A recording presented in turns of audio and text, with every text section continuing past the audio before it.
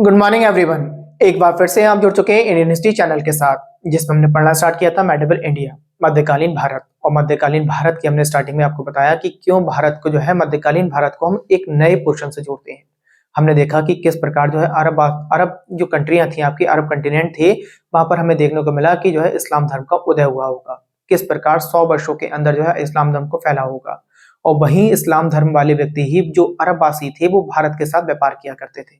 और जब वो भारत के साथ व्यापार किया करते थे तो भारत के साथ व्यापार करने में वो अरबी घोड़े लाया करते थे, मीठी शराब दिखाई, हमने आपको अंजीर के बारे में बात करी और उसके साथ साथ खजूर के बारे में बात करी। जब वो ये इन सभी चीजों का व्यापार करते होंगे तो व्यापार के साथ साथ भारत से वो दो चीजें लेके जाया करते थे, जिसमें आपके सूखे मसाले हो गए और मसालों के साथ साथ चंदन की लकड़ी हो गई। उसका कारण हमने आपको बताया कि राजा दाहिर भारत में बैठा करते थे उस समय, जो हमें चच नामक पुस्तक से हमें इसकी जानकारी मिलती है। उसमें देखा कि किस प्रकार जो है राजा दाहिर के इलाके में जो है उनके 8 पानी वाले जहाज जिनमें माल लदा हुआ होगा वो समुद्री डाकुओं ने लूट लिए होंगे, जिस कारण जो है अरब वासियों को भारत में सर्वप्रथम आक्रमण करना पड़ा होगा। जिसमें हमने सबसे बड़ा आक्रमण अगर देखने को मिला, हमने देखा कि 2 बार उनके असफल आक्रमण रहे 711 एडी में, और उसके बाद हमने देखा कि 712 एडी में मोहम्मद बिन कासिम ने जो है MBQ ने सफल आक्रमण करा और राजा दाहिर की मृत्यु करी। मृत्यु के बाद जौहर प्रथा देखने को मिली हमें, और जजिया कर देखने को मिला। बहुत सारी चीजें हमने डिटेल में पढ़ी। इसके बाद अगर देखें तो ये समय बीतता चला गया होगा। उसके बाद महमूद गजनबी आया और महमूद गजनबी ने कैसे भारत पर आक्रमण किया होगा। हमने देखा कि किस प्रकार सोमनाथ मंदिर लूटा होगा, और सोमनाथ मंदिर को जब लूटा होगा तो उसमें जब भगवान शिव की जो शिवलिंग बनी हुई थी उसके पत्थर को जब तोड़ा होगा, उसे तोड़ने के बाद उस पत्थर को कहाँ की मस्जिद पर और किस जगह लगाया गया, ये सारी बातें हमने करी। उसके साथ भी हमने ये भी बताया आपको कि जो किरचे बची होंगी वो किस प्रकार मांस तोलने वाले को दे दिया। साथ साथ देखा कि किस प्रकार उसकी मृत्यु हुई होगी। मृत्यु के बाद हमने देखा एक गौर वंश जो है चला वहां पर ही अफगानिस्तान के इलाके में, और वहां से जो है गौर वंश भारत की तरफ को क्षेत्र में वृद्धि करने के लिए और उसके साथ साथ धन में वृद्धि करने के लिए भारत की तरफ को बड़ा होगा और भारत को खूब लूटा पीटा होगा। और लूटने के बाद हमने देखा कि किस प्रकार जो है कि इसकी मृत्यु हुई होगी, और मृत्यु के बाद इसने देखा कि इसकी जब कोई भी संतान नहीं थी तो सारा का सारा भारत का क्षेत्र जिसपे इसने अपना अधिकार जमा लिया था वो अपने 4 गुलामों में बांट गया। जिसमें हमने देखा कि दिल्ली में जो है जो गुलाम बैठा इसका, उसका नाम हमने आपको कुतुबुद्दीन ऐबक बताया। और ऐबक बहुत होशियार था और ऐबक ने बहुत सारे काम किए, उनके बारे में हमने चर्चा करी। ऐबक पहला ऐसा दिल्ली का शासक था, गुलाम वंश का पहला ऐसा संस्थापक रहा है जिसने अपने आप को केवल शासक माना है, ना कि सुल्तान माना है। ये कहानी भी हमने आपको पीछे आपको बता दी थी। ऐबक का ही गुलाम या दास के बारे में, इल्तुतमिश के बारे में पढ़ा कि जब ऐबक की मृत्यु हो गई तो उसका बेटा बैठा, और बेटा जब बैठ गया होगा तो बैठने के बाद उसकी इल्तुतमिश यानी दामाद ने, कुतुबुद्दीन ऐबक के दामाद ने उसकी हत्या कर दी। हत्या करने के बाद हमने इल्तुतमिश का कार्यकाल के बारे में पढ़ा कि किस प्रकार इसने जो कुतुब मीनार बनाई गई थी उसकी दूसरी, तीसरी, चौथी मंजिल बनवाई होगी, क्या क्या इमारतें बनाई, किस प्रकार कार्य किया होगा। इसके समय में किस प्रकार जो चंगेज खां आया होगा, किस प्रकार जो है हमने कहा और भी ज्यादा जो है मुस्लिम आक्रमण रहे होंगे। ये सारी बातें हमने देखने को मिली। जब इल्तुतमिश पढ़ा तो हमने रजिया सुल्तान पढ़ी। रजिया सुल्तान के बाद देखा हमने किस प्रकार जो है रजिया सुल्तान का अंत होगा, और अंत होने के बाद एक नए वंश की जो है स्थापना हुई, जिसे हमने आपको दिल्ली सल्तनत पे गुड़ खा तस्ले में करके बताया। गुड़ का मतलब गुलाम वंश हमने खत्म करा, फिर खा का मतलब खिलजी वंश स्टार्ट हुआ होगा। किस प्रकार जलालुद्दीन खिलजी आया, फिर उसका ही दामाद ने उसकी हत्या कर दी, जिसका नाम हमने अलाउद्दीन खिलजी बताया। और अलाउद्दीन खिलजी ने किस प्रकार बाजार नियंत्रण करा होगा, ये सारी बातों पे हमने चर्चा कर ली थी। आगे बढ़े तो खिलजी वंश की जब हमने कल एंड करना स्टार्ट करा तो खिलजी वंश के बाद हमने आपको बता दिया था कि एक नया वंश चला हमारा। जो खिलजी वंश का हमने पहले सबसे पहले उत्तराधिकारी के बारे में बात करी। जब इसकी अलाउद्दीन खिलजी की मृत्यु हो गई होगी तो उसका उत्तराधिकारी बैठा होगा, जिसका नाम कल के वीडियो में बताना भूल गए। उसका नाम था शिहाबुद्दीन उमर। क्या नाम था इसका? जो उत्तराधिकारी, जो 6 वर्ष का उत्तराधिकारी था, उसका नाम था शिहाबुद्दीन उमर बैठा होगा। और ये जो बैठा होगा 6 वर्ष वाला, इसका जो संरक्षक बैठा होगा वो मलिक काफूर है। और मलिक काफूर वही है जिसे मैंने एक नपुंसक या हिजड़ा करके बताया था आपको। ठीक है, इसने जो है इसका वो संरक्षक बन जाएगा। जब और तुर्की लोगों को लगेगा कि जो है एक जो है मलिक काफूर जो एक नपुंसक है वो व्यक्ति अब हम पे अधिकार जमा रहा है, तो इस कारण मलिक काफूर की हत्या कर दी होगी। और हत्या करने के बाद कुतुबुद्दीन मुबारक शाह बैठा होगा। इसने स्वयं को खलीफा बोला, और खलीफा के साथ साथ कुछ पागलपंती वाले कारनामे भी इसके हमने बताए। जैसे कि हमने कहा इसने भूल जाने और क्षमा करने की नीति अपनाई, और भूल जाने क्षमा करने की नीति के साथ साथ जो महिलाओं के कपड़े पहनने के बाद दरबार में आया करता था, और आने के साथ साथ कभी कभी वो महिलाओं के वस्त्र भी उतार के जो है नग्न अवस्था में घूमता रहा करता था। इस कारण इसका भी अंत करना पड़ा। जब इसका अंत करा होगा तो अंत करने के बाद नासिरुद्दीन खुसरो शाह बैठा और ये पहला ऐसा दिल्ली सल्तनत का सुल्तान बना जो हिंदू था और दिल्ली की गद्दी पर बैठने के लिए जो है इसने अपने आप को मुस्लिम धर्म में कन्वर्ट किया होगा। इस वजह से जो है एक व्यक्ति हमने बताया, इसके साथ साथ व्यक्ति बताया जिसका नाम हमने आपको बोला, जो गाजी बेग तुगलक करके या गयासुद्दीन तुगलक करके जो व्यक्ति इसकी सेना में था, तो उसने कहा कि अब इस्लाम खतरे में हो गया है क्योंकि एक हिंदू बैठ गया और वो जो है मुसलमान बन गया है। अब ये मुसलमान यानी इस्लाम धर्म खतरे में हो गया। इस तरीके से इसने इसकी हत्या कर दी और हत्या करने के बाद ये वंश खत्म हो जाएगा और अब तुगलक वंश चलेगा। और तुगलक वंश में कल हमने गाजी बेग तुगलक की पूरी कहानी सुनाई आपको कि किस प्रकार गाजी बेग तुगलक के समय में कहा गया होगा कि दिल्ली अभी दूर है, और दिल्ली अभी दूर है के साथ साथ हमने बताया ये बात किसने कही है, जिसमें हमने आपको निजामुद्दीन औलिया का नाम बताया और औलिया के साथ साथ कहा कि औलिया की भविष्यवाणी के साथ साथ हम देखें अगर तो आज दिल्ली में जो है निजामुद्दीन औलिया का जो है स्टेशन भी बना हुआ है। कल ही हमने चर्चा करा कि दिल्ली में एक पूरी की पूरी जो है एक कस्बा बना हुआ है, एक शहर बन गया है जिसका नाम तुगलकाबाद करके जो है हमने पढ़ा है, छोटा सा नगर अगर हम बात करें तो।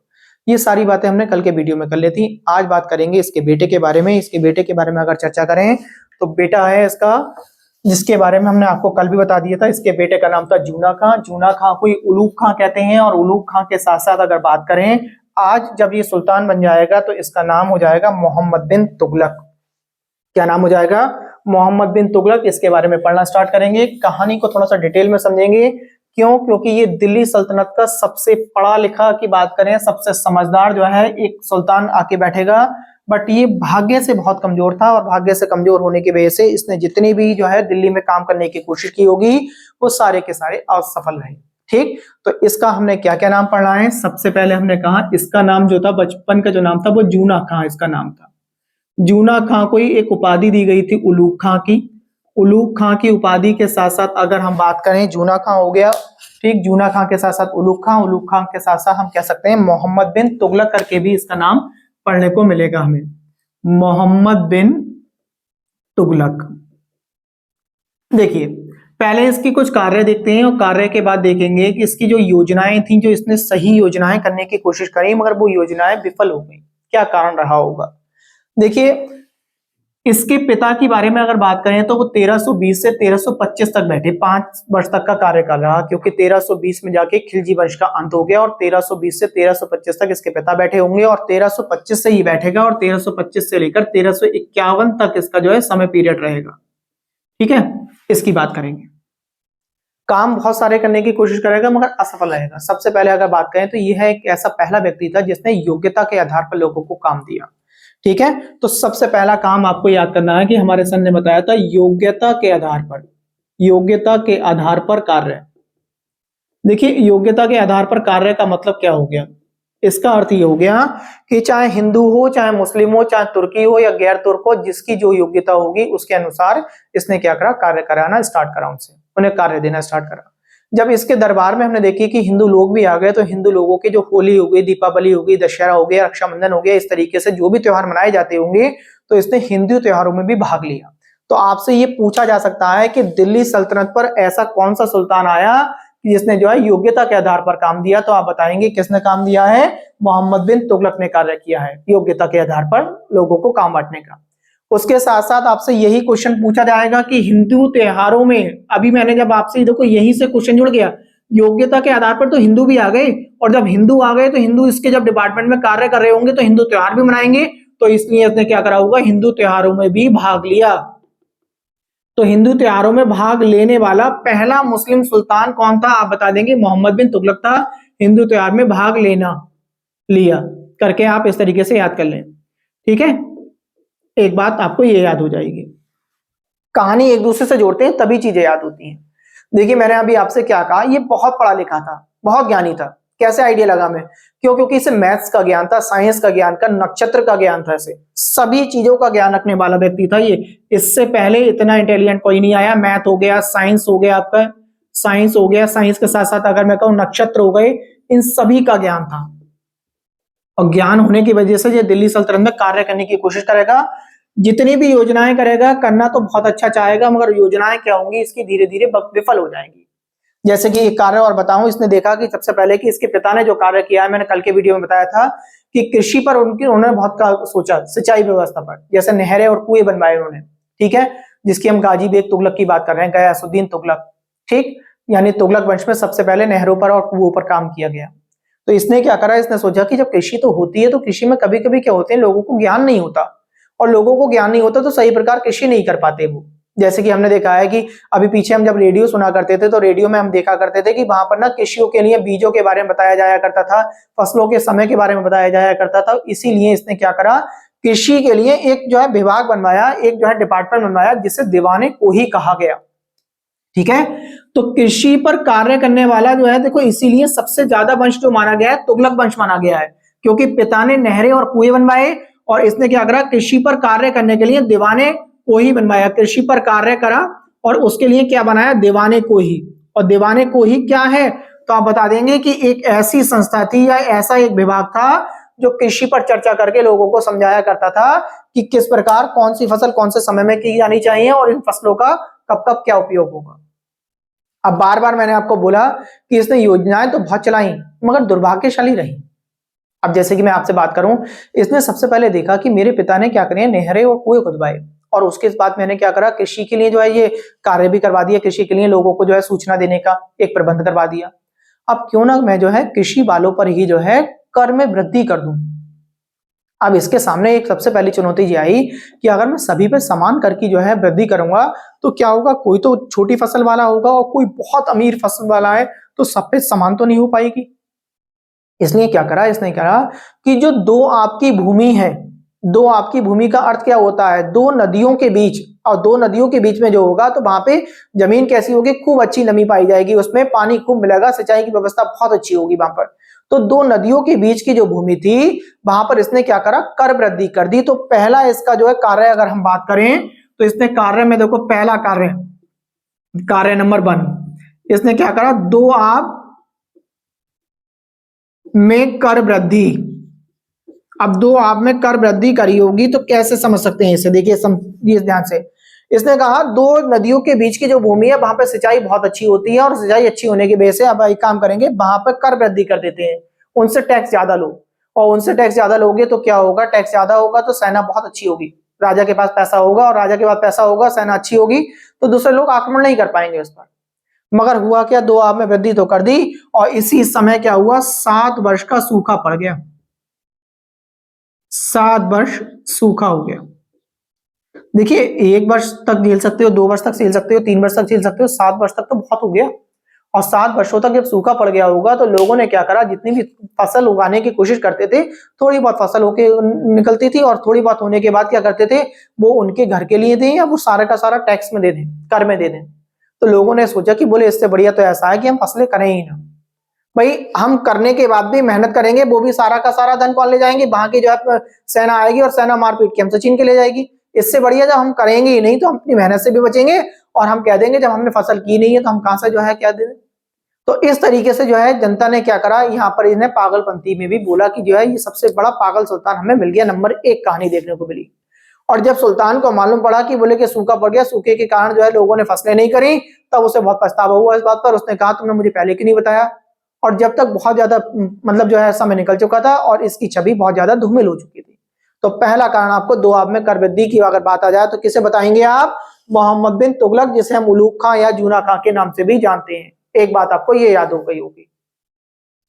अब दूसरी बात देखिए, दूसरी बात में क्या करें, ये ऐसा सुल्तान था, इसके बारे में ये क्वेश्चन बनेगा, वर्ड को बहुत ध्यान से सुनेंगे। ये दिल्ली सल्तनत का सबसे बड़ा क्षेत्र रखने वाला सुल्तान था। इससे पहले जो है किसी के पास भी दिल्ली सल्तनत का इतना बड़ा क्षेत्र नहीं था।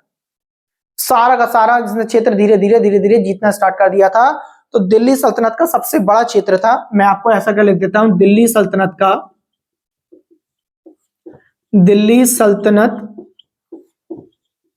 का सबसे बड़ा क्षेत्र, जिसमें अगर बात करे जाए 23 प्रांत थे उस समय इसके पास, और केवल 2 प्रांत नहीं थे। ये भी पूछे जा सकते हैं, 23 प्रांत थे और 2 प्रांत कौन कौन से नहीं थे। तो आपको मैं बता दूं, जम्मू एंड कश्मीर वाला प्रांत इसके पास नहीं था, और इसके साथ साथ अगर बात करें तो पाकिस्तान का बलूचिस्तान नहीं था इसके पास। जो पाकिस्तान है इस समय, बलूचिस्तान, उस समय तो भारत ही हुआ करता था ये। तो ये दोनों इसके पास नहीं थे। ये क्वेश्चन आपसे पूछा जा सकता है कि दिल्ली सल्तनत का सबसे बड़ा क्षेत्र रखने वाला जो है कौन सा सुल्तान था, तो मोहम्मद बिन तुगलक बताएंगे। और कितने प्रांत थे इसके पास, तो 23 प्रांत थे। कौन कौन से 2 प्रांत इसके जो है अंडर में नहीं आते थे, तो आप बता देंगे जम्मू कश्मीर का क्षेत्र नहीं था इसके पास और बलूचिस्तान का क्षेत्र नहीं था। ये बात आप ध्यान रखेंगे। अब इसने कहा मेरे पास इतना बड़ा क्षेत्र है, तो जब क्षेत्र होता है तो क्या होता है ना कि कोई ना कोई कहीं ना कभी ऊपर से आक्रमण हो जाते हैं, कभी नीचे से, कभी दाएं से, कभी बाएं से, तो क्यों ना मैं एक काम करूं, दिल्ली से उठकर जो है पूरे भारत के बीचों बीच में जाके बैठ जाऊं। तो इसने क्या करा, ऐसी कंडीशन में इसने अपनी राजधानी परिवर्तन करी। और राजधानी परिवर्तन में अगर बात करूं तो दिल्ली से ये महाराष्ट्र के दौलताबाद में ले गया। और दौलताबाद का नाम मैंने परसों भी बोला था आपको, दौलताबाद का नाम था देवगिरी।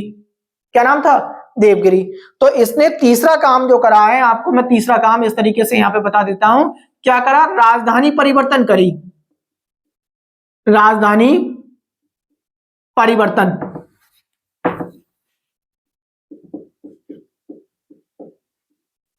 और राजधानी परिवर्तन में क्या हो गया, दिल्ली से दौलताबाद या देवगिरी कुछ भी लिख दें आप, दौलताबाद नाम बाद में आया है, दौलताबाद क्योंकि आज तो आप दौलताबाद के नाम से जानते हैं, तो मैंने दिल्ली से दौलताबाद लिख दिया। अब राजधानी तो परिवर्तन कर दी इसने, मगर यहां पे भी थोड़ी सी बेवकूफी दिखाई। देखिए पहले ना भारत की राजधानी कोलकाता थी, आपको मालूम है। और जब कोलकाता राजधानी थी तो कोलकाता से जब दिल्ली बनी होगी राजधानी, तो वहां पे क्या हुआ, सारी चीजों में जो इंपोर्टेंट चीजें होंगी, फाइलें होंगी, या जो मैंने कहा जो मेन मेन व्यक्ति होंगे, उन व्यक्तियों को, या मैंने कहा मेन मेन फाइलों को लेकर ही तो वहां दिल्ली आ गए होंगे। इसने क्या बेवकूफी करी, इसने कहा कि दिल्ली से ना जब हम दौलताबाद जब जा रहे हैं तो सारी चीजें जो है परिवर्तन होंगी, सारी चीजें लेके जाई जाएंगी दिल्ली में, यहाँ पर कुछ भी नहीं छोड़ा जाएगा, यहाँ की जनता भी जाएगी, सामान भी जाएगा, पशु भी जाएंगे, और मैंने कहा पशु के साथ साथ पक्षी भी होंगे, जो भी चीज होंगे, कुत्ते बिल्ली जो भी है, आपको सब लेके जाना है, जनता प्लस सामान प्लस पशु सब जाएंगे। तो ये ध्यान रखेंगे, इसने यहाँ पे बेवकूफी कर दी, जनता भी जानी है, सामान भी जाना है, पशु भी जाना है, जो भी चीजें हैं सब लेकर जाएंगे अपनी दिल्ली से दौलताबाद के लिए। अब लोग बागों ने सोचा कि 1500 किलोमीटर की कम से कम डिस्टेंस पड़ती है अगर देखा जाए तो, कि 1500 किलोमीटर तक, और ऐसा कोई साधन कौन सी हुआ करते थे कि ट्रेन में रख के लेके जा रहे हैं, क्या पैदल पैदल लाद के लेके जाना है सारा सामान, ये तो बड़ी परेशानी वाली बात हो गई। फिर भी लोगों ने क्या कहा, भाई सुल्तान ने कहा है तो करना तो पड़ेगा आपको, ना तो मारे जाओगे। तो ऐसी कंडीशन में सब लोग ना, अगर बात करी जाए तो जितनी भी जनता थी, उनका सामान था, उनके पशु थे, सबको लेकर जो है ये दिल्ली से दौलताबाद के लिए निकल गए सभी लोग। बाद में इनके जो है गुलाम आते हैं, इनके पास जो है, किसके पास, मोहम्मद बिन तुगलक के पास आए, और उन्होंने कहा, बोले सब लोग जा चुके हैं, चलिए अब आप भी चलिए। तो इसने कहा, बोले नहीं अभी हम कल को जाएंगे, मुझे लगता है कि कोई ना कोई अभी रह गया होगा, ऐसा नहीं है। तो इसकी जो है जितने भी जो है सैनिक थे, उन्होंने कहा नहीं हमने पूरा जो है इलाका खाली करा लिया, अब अपने भी चल सकते हैं। तब इसने कहा, बोले नहीं आज रात और देखते हैं। और रात को क्या करा, ये ना अपने किले के ऊपर जब चढ़ा, तो किले के ऊपर चढ़ के पूरी दिल्ली का जो है ब्यौरा दिखता होगा उस समय, और इसने देखा कहीं से थोड़ी सी रोशनी आ रही है, और रोशनी जो आ रही है केवल 2 ही व्यक्ति, उसने देखा कि ये रोशनी कहां से आ रही है, जब कोई है ही नहीं तो दीपक जलाया किसने। बोले कि ये बात भी सही है। तो जब इनके सैनिक पहुंचे तो वहां पे 2 व्यक्ति मिले, अंधा और एक लंगड़ा। जब उनसे कहा कि तुम क्यों नहीं गए, तो अंधे और लंगड़े ने कहा कि बोले कि अंधा हूं मैं, इतनी लंबी डिस्टेंस जो है मेरे घर वाले मुझे कहां तक दिखाते रहते, कौन मुझे लेकर जाएगा। और लंगड़े ने कहा कि मैं तो यहाँ पे ही सही से नहीं चल पाता हूँ, इतनी लंबी डिस्टेंस में पैदल पैदल चल कैसे पाऊंगा, आप लोग चले जाइए, हम यहीं पर ही अपना पेट भरेंगे, और पेट ना भी भरा तो यहीं हम तड़प तड़प के मर जाएंगे रास्ते में मरने के बजाय। तब इसने कहा अच्छा, बोले कि राजा के हुक्म का जो है, सुल्तान के हुक्म की अवहेलना करोगे तुम। तो इसने क्या करा, अंधे को ना घोड़े के पीछे बंधवा दिया, उसके दोनों हाथ अंधे के बंधवा दिए। ऐसी लंगड़े की जो एक टांग तो कटी हुई थी, और दूसरी टांग जो है रस्सी से बंधवा के घोड़े से बंधवा दी दूसरी टांग। तो 2 घोड़ों के साथ जो है इन्हें बांध दिया गया। और बताया जाता है कि किताबें ये कहती हैं, जब ये लोग जो है दिल्ली से दौलताबाद महाराष्ट्र पहुंचे होंगे, तो अंधे व्यक्ति के केवल वो हाथ ही हाथ रह गए थे जिन्हें रस्सी से बांध दिया गया था, और लंगड़े की केवल टांग रह गई थी। क्यों, क्योंकि अगर बात करें तो बीच में बहुत सारे जो है ऐसे भी स्थान आए होंगे जहाँ पे पत्थर रहे होंगे, जहाँ पे रेत रही होगी, कहीं पे बहुत बहुत बड़े पिलर रहे होंगे, चट्टाने रही होंगी, जब इनसे ये टकरा के मारे गए होंगे तो क्या हाल हुआ होगा। अब आप सोचें, अंधा व्यक्ति जब घोड़े से बांध दिया गया तो वो घोड़े की स्पीड को कैसे कंट्रोल कर लेगा। वो घोड़ा तो चलता जा रहा है, बसता चला जा रहा है, बीच में नदी भी आ रही है, तो नदी को भी घोड़ा अपने आराम से पार कर रहा है, उसे क्या मालूम नदी आ रही है। वो जब जो है पानी में जाता होगा, या कोई पत्थर आया और पत्थर हमसे आने के बाद टकरा के एकदम गिर जाता होगा, सिर उसका किस चीज में जाके लगता होगा। तो इस तरीके से उसकी जो है शरीर के कोई पार्ट नहीं बचा, एक के हाथ बचे तो एक का केवल एक पैर बचा। ये बात आपको ध्यान रखेंगे। जब ये दक्षिण के क्षेत्रों में पहुंचना स्टार्ट हुआ, लोग परेशान तो हो ही चुके थे।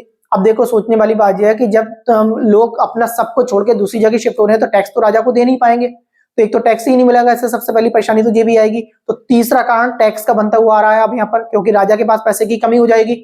अब आगे की अगर बात करें, जब ये दक्षिण के क्षेत्रों में जब ये पहुंचा होगा तो इस पागल राजा के खिलाफ ना अब लोग बाग तो विद्रोह कर देंगे, और जब विद्रोह कर देंगे, जब लोगों को मालूम पड़ेगा कि ऐसा पागल राजा आ गया जो है हमारे इलाके में, तो जब वहां के लोग विद्रोह करेंगे तो ये विद्रोह को दबाने के लिए चलेगा अपनी सेना को लेकर।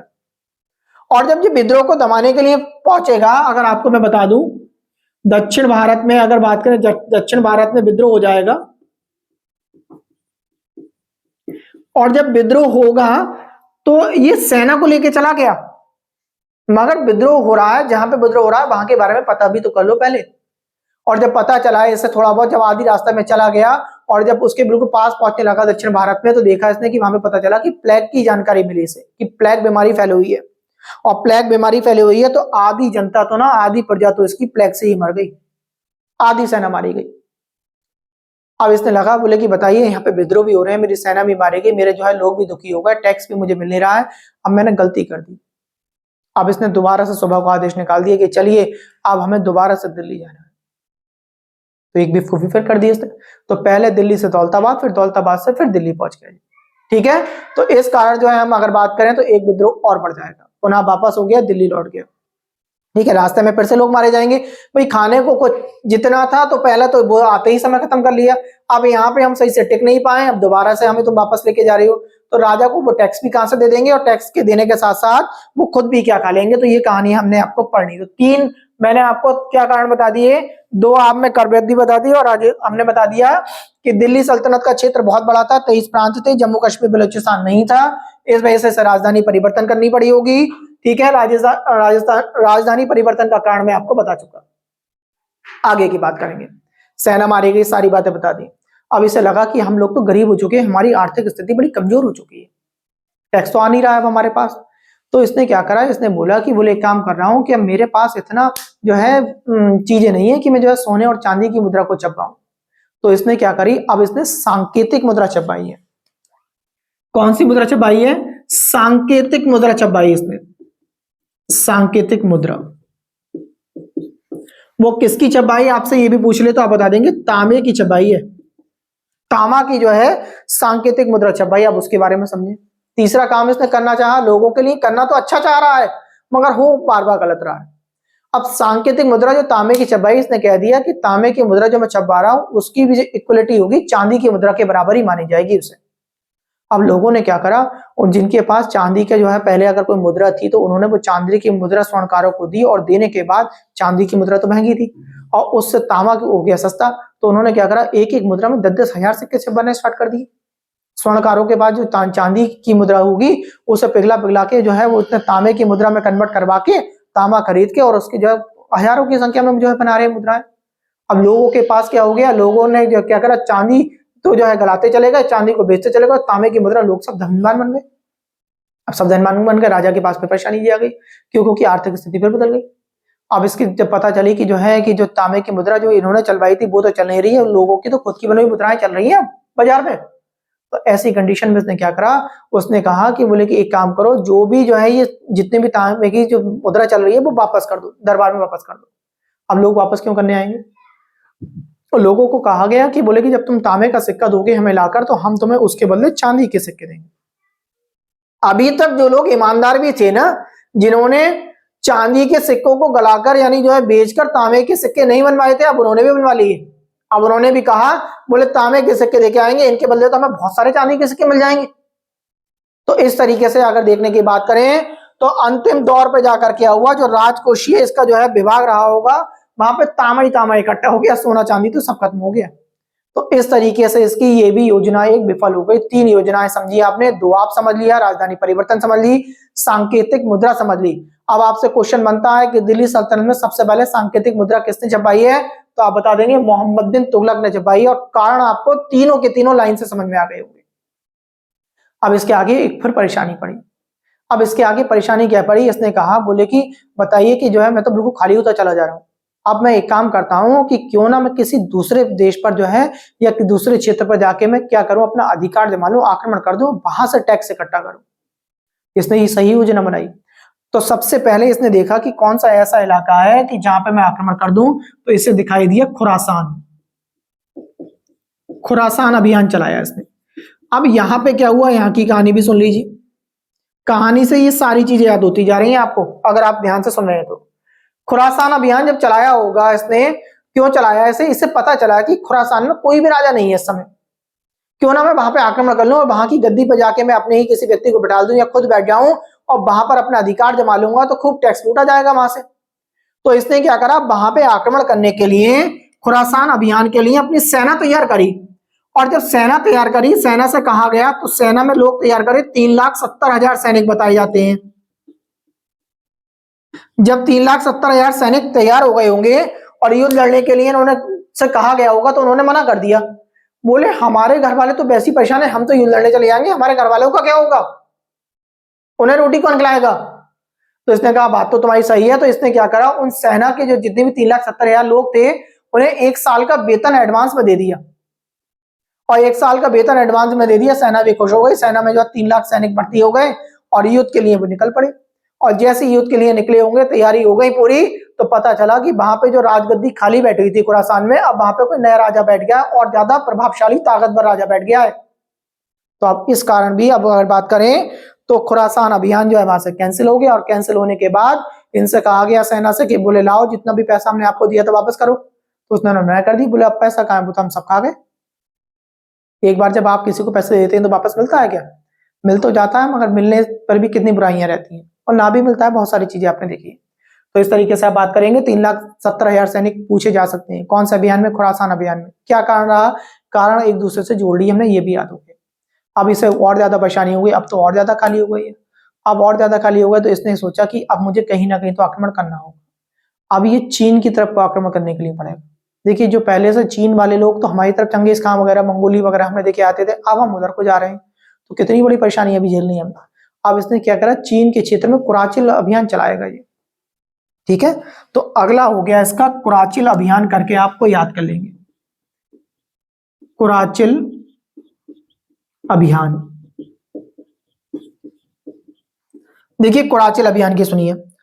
चीन के क्षेत्र में बढ़ रहे होंगे, चीन यानी जो है पहाड़ों वाले इलाके की तरफ बढ़ रहे होंगे, ठंडे इलाके में। अब दिल्ली का रहने वाला कोई व्यक्ति, दिल्ली में अगर मैंने कहा जिस भी सेना रह रही है आपकी, 10,000 सैनिक भेजे इसने सबसे पहले। तो मौसम परिवर्तन होगा, बर्फ मिलेगी, ठंड मिलेगी वहां पे।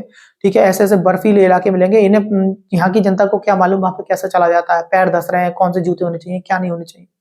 तो पहाड़ों के कारण क्या हुआ, लोग आधी सेना, तो ये बात करें कि ठंड से इनकी सेना मारी गई। और कुछ जो वहां के सैनिक बैठे हुए थे, उन्होंने लूटपाट किया पहले से। तो बताया जाता है कि 10,000 सेना गई थी, 10,000, जिसमें से 9,990 लोग मारे गए, केवल 10 सैनिक जीवित बचे। और 10 सैनिक जब जीवित बचे और जब इसके दरबार में आए होंगे, मोहम्मद बिन तुगलक से कहा होगा इन्होंने कि क्या हुआ, बोले कि ऐसी ठंड पड़ी, इतनी भयंकर ठंड पड़ी कि लोग बाग हमारे जितनी भी सैनिक थे मारे गए और वहां के लोगों ने भी लूट लाट लिया हमें, और हम केवल 10 बचे हैं। तो इससे जब पता चला कि बोले तुम भी क्यों बच गए, तो इन्हें उन 10 को भी भगा दिया। तो 10,000 सैनिक यहाँ से खो दिए इसने। कभी प्लेग की बीमारी में खो रहा है, कभी कहीं खो रहा है, इस तरीके से खोता चला गया बहुत ज्यादा इस सारी चीजों की। अब जो है ये यहाँ पे इसकी 5 योजनाएं बहुत पूछी जाती हैं। 5 योजनाएं मैंने आपको क्रमबद्ध आपको याद करा दी। थोड़ी सी चीजें और पढ़नी है इसके बारे में, और इसके बाद इसका भी चैप्टर हम आज खत्म करते हैं। और कल हम देखेंगे कैसे इसके चाचा का बेटा गद्दी पर बैठा होगा और किस उसने इन सभी परेशानियों को कैसे जूझा होगा। ये जो है ताज जो है वो फूल भरी सज्जा नहीं रहा होगा, कांटों भरा ताज रहा होगा। ठीक है, तो अब थोड़ी सी जानकारी की बात करें। देखिए ये सारी चीजें जो समझाई हैं हमें, उसकी जानकारी हमें कहाँ से मिलती है। तो ये दिन, अब जो इसके बाद फिरोज शाह तुगलक आएगा, उसके समय में एक लेखक बैठेंगे जाके जिनका नाम बर्नी होगा। तो बर्नी ने एक किताब लिखी है जिसका नाम है तारीख फिरोज शाही। क्या है, तारीख फिरोज शाही। अब आपको ये ध्यान रखना, हमारे सन ने बताई थी, बर्नी ने एक किताब लिखी है, बर्नी की किताब तारीख ए फिरोज शाही।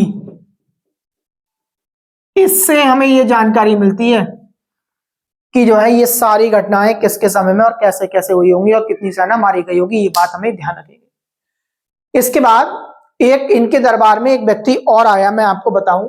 इसके दरबार में मोहम्मद बिन तुगलक के दरबार में आया है, जिसका नाम था इब्न बतूता। इब्न बतूता, ये अफ्रीका से आया था, ठीक है, अफ्रीका से आया था भारत में। और जब ये भारत में आया होगा तो इसकी नॉलेज को जब देखा ना इसने, क्या ये तो बहुत बुद्धिमान है, तो इसने इसे दिल्ली का काजी बना दिया। बोले कि आप तो काजी बन जाओ, तो ये 8 वर्ष तक दिल्ली का काजी बना रहा। ठीक है, तो इब्न बतूता को आप ध्यान रखेंगे, 8 वर्ष तक काजी रहा है, 8 वर्ष तक काजी। और इसी ने मोहम्मद बिन तुगलक की अगर बात करें, इब्न बतूता को जो है अपना दूत बनाकर भी भेजा है, दूत बनाकर चीन भेजा। आपसे पूछा जा सकता है कि जो है किसने इब्न बतूता को जो है दूत बनाकर चीन भेजा है अपना, तो आप बता देंगे किसने भेजा है, मोहम्मद बिन तुगलक ने। ये भी बात आपको याद हो गई होगी। कहां से आया था, अफ्रीका के मोरक्को से आया था, ठीक है, यात्रा करने भारत की, और अपनी यात्रा का वृतांत इसने दिया है, इसने एक पुस्तक लिखी है। तो ये पूछी जाती है पुस्तक, तो इसकी पुस्तक के बारे में अगर बात करें तो उस पुस्तक का नाम है रहला। तो आपसे पूछी जाएगी रहला किसकी पुस्तक है, तो इब्न बतूता की पुस्तक है, उसने क्या लिखा है, किसके समय में आया, ये सारी बातें आपको ध्यान रखनी है। मोहम्मद बिन तुगलक ने अपने सिक्कों पर अपने आप को जिलिल्लाह लिखवाया। क्या लिखवाया, जिलिल्लाह। इसका अर्थ क्या होता है, इसने लिखवाया कि जो सुल्तान होता है वो खुदा की परछाई होगा। क्या लिखवाया, जिलिल्लाह लिखवाया इसने। मैं अभी ये भी लिखवा दूं, या जिलिल्लाही करके जो पढ़ते हैं, जिलिल्लाह, जिलिल्लाही कर दे रहा हूं, ठीक है।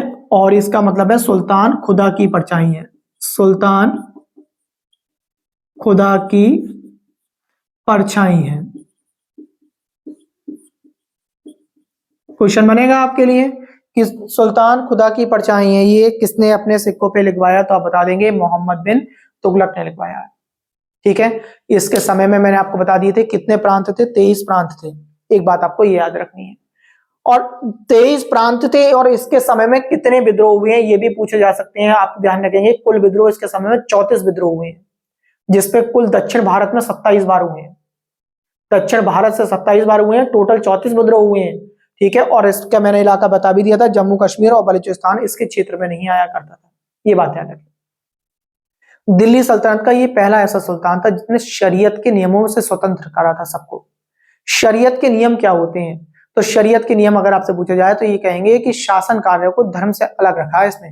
देखा है आपने, देखो मैंने आपसे कहा था ये पहला सुल्तान था जिसने तुर्की, गैर तुर्की, हिंदू, मुसलमान सारे लोगों को जो है अपनी जो है कार्य के अनुसार, योग्य के अनुसार जो है भर्ती किया होगा।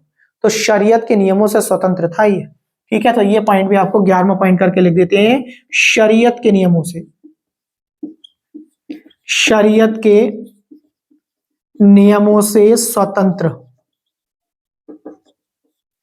तो ये बात भी आपको ध्यान रखनी है।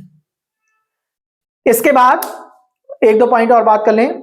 इसके दरबार में 2 लोग बड़े कवि पूछे जाते हैं आपसे, तो अगर पहले की अगर मैं बात करूं तो एक तो थे जिन प्रभा सूरी, दरबारी कवि जिन प्रभा सूरी थे। इनके बारे में भी हम क्यों पढ़ते हैं ज्यादातर, देखिए जिन प्रभा सूरी जो है जैनी कवि थे, एक तो पहली बात कहें आपसे। और जिन प्रभा सूरी एक ऐसे व्यक्ति थे जिन्होंने जो है सती प्रथा रोकने की कोशिश की है, ये बात ध्यान रखना। सती प्रथा रोकने की किसने कोशिश की है, तो आप एक ही याद रख लें, जिन प्रभा सूरी ज्यादा इंपोर्टेंट पूछे जाते हैं, मैं आपको ये बता दूं। ठीक है, जिन प्रभा सूरी, जिन प्रभा सूरी, ठीक है। और इनके बारे में क्या है, सती प्रथा रोकने की कोशिश की है इन्होंने, सती प्रथा पर रोक लगाने की कोशिश की थी इन्होंने, रोकी नहीं थी फिर भी, ये भी बात ध्यान रखेंगे आप। बहुत समय बाद अभी आगे पढ़ाएंगे सती प्रथा के बारे में, क्योंकि अभी जब आगे ईश्वरचंद्र विद्यासागर के बारे में या औरों के बारे में हम नॉलेज लेना स्टार्ट करेंगे तब देखेंगे। और लास्ट में अगर इनके बारे में बात करें तो सिंध में एक अभियान चलाएगा अंतिम, और सिंध में अभियान जब चलाएगा तो धट्टा के करीब जाके जो है इसकी मृत्यु हो जाएगी। सिंध में एक क्षेत्र पड़ता है धट्टा, धट्टा में इसकी मृत्यु हो जाएगी। और जब मृत्यु हो जाएगी तो एक बहुत बड़े लेखक हैं हमारे, जिनके हम जो है कई बार नाम पीछे भी ले चुके हैं, जिनका नाम था बदायूनी।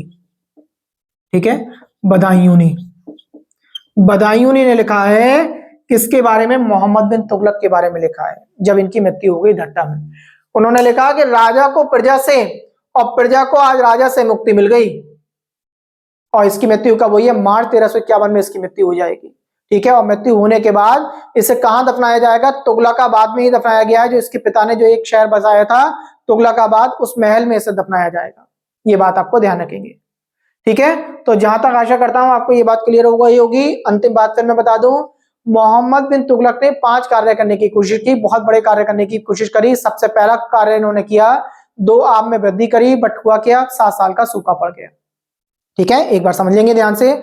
हमने इसके आज की वीडियो हमने क्या देखा कि मोहम्मद बिन तुगलक के बारे में पढ़ा कि 1325 में जब इसके पिता की हत्या कर दी गई होगी, तो पिता की हत्या के बाद ये 1325 से 1351 तक बैठेगा। ये सबसे बड़ा पढ़ा लिखा व्यक्ति था। पढ़ा लिखा होने के साथ साथ योग्यता के आधार पर इसने कार्य किया। योग्यता के आधार पर कार्य में हमने क्या पढ़ा कि इसने जो हिंदू था, मुस्लिम थे, तुर्की थे, गैर तुर्की थे, जिनकी जो योग्यता थी उनके अनुसार कार्य किया। सबसे पहली बात, शरीयत के नियमों पर कार्य किया, मतलब धर्म को बिल्कुल अलग रखा कार्य से। ये बात समझेंगे।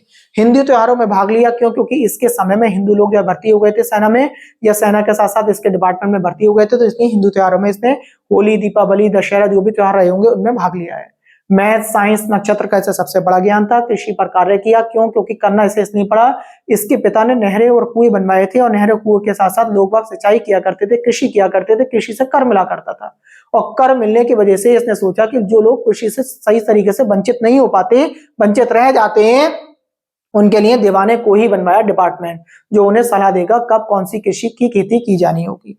5 कार्य इसने बहुत ज्यादा इंप्लीमेंट करने की कोशिश की, मगर 5 में विफल रहा, क्योंकि इसकी किस्मत सही नहीं थी। पढ़ा लिखा बहुत था, किस्मत में भाग्य ने कभी साथ नहीं दिया। सबसे पहले दोआब में कर वृद्धि। दोआब का मतलब होता है ऐसी भूमि जहां पे जो है नदियों के बीच की भूमि हो, 2 नदी के बीच की भूमि, तो वहां पे टैक्स बढ़ा दिया। बट हुआ क्या, 7 साल सूखा हो गया, और 7 साल सूखा होने की वजह से लोगों ने फसलें करना बंद कर दी और इसे टैक्स मिलना बंद हो गया। तो पहला इसका असफल योजना ये रही। फिर इसने देखा कि इसका क्षेत्र बहुत बड़ा है, 23 प्रांत है इसके पास। 23 प्रांत में से केवल 2 प्रांत ऐसे थे जो जम्मू कश्मीर और बलूचिस्तान, जो आज पाकिस्तान में है, वो क्षेत्र इसके पास नहीं था।